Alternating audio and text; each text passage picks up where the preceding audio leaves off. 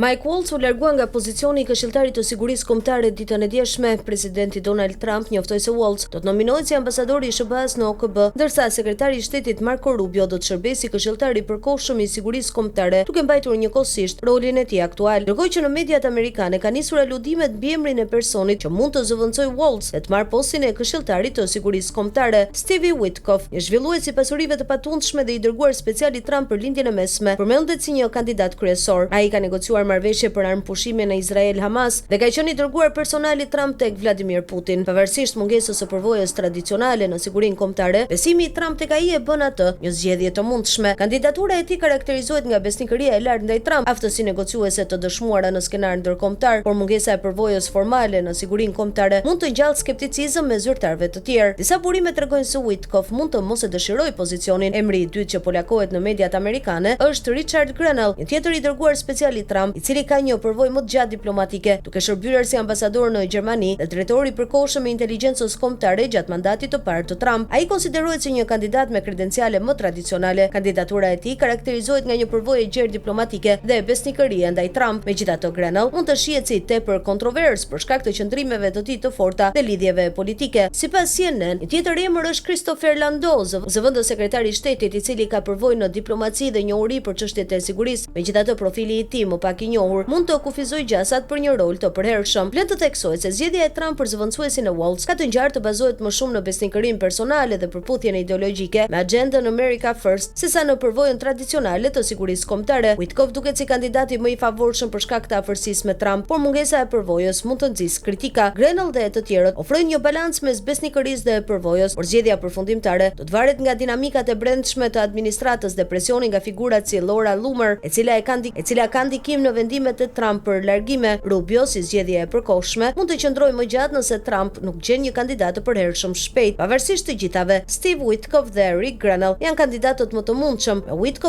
Witkoff që ka avantazhin e besimit personal të Trump, ndërsa Grenell ofron më shumë përvojë.